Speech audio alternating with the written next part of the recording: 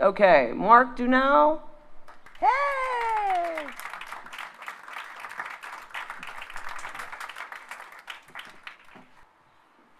I am a parsimonious person, which in everyday language means cheap. Over 7 decades, I have never paid more than $4,500 for a car or truck. My push lawnmower is a half-century old. To work our farm, I've been using a Belarus tractor for the last 32 years.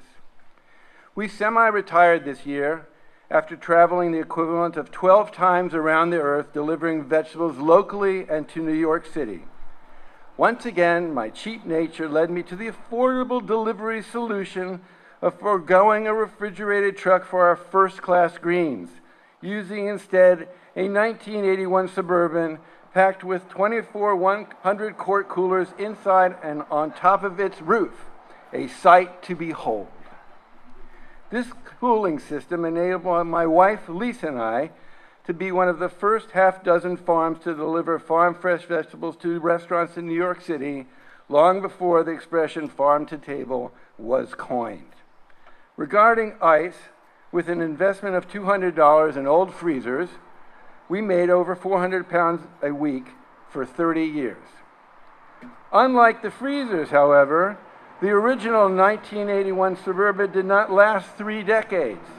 The ghost in the machine gave up in 1998 when the body panel that held the gas cap collapsed below the fuel tank.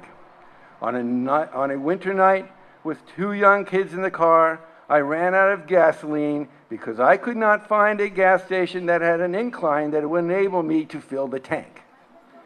Lisa freaked out at this fiasco, and I faced the music of replacing the Suburban. But not really. I decided the engine and frame were just fine, concluding all I needed was a full-body transplant. I checked this plan out with Click and Clack on Car Talk, who said this was a great idea, but doubted I'd ever find the perfect body. This segued into their own search for the perfect body, becoming a Car Talk classic. I did in fact find the consummate body, the Suburban crossing 500,000 miles before my mechanic refused to work on it anymore. Which brings me to my water pump.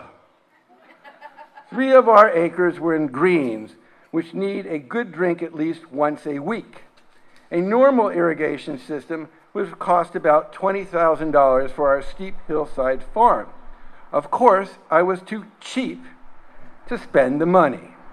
Instead, I came up with the novel idea that I would use a high-pressure water pump with a 2-inch intake into our pond and wrench it down to 2 3/4-inch heavy-duty garden hoses, the extensions of which I would lug across the farm to quench the demanding thirst of our greens. This was a fabulous solution to the water needed for our 50,000 seasonal transplants. But this system was also an extremely crappy idea in dry weather, when I often would have to haul hoses 5 times a day across the fields, ending the day soaked.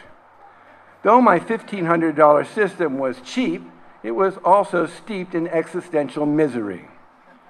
This wretchedness came to a head when I decided that the barley straw that I placed in the pond in the spring to curtail algae blooms was likely not grounded in fact. So that year, I chose not to buy the barley straw. The horror. The algae bloomed and quickly clogged my sprinklers. My only solution was to become a green monster every morning, sliming my way through the waters of our pond with a pool cleaning net to at least rid the surface of algae.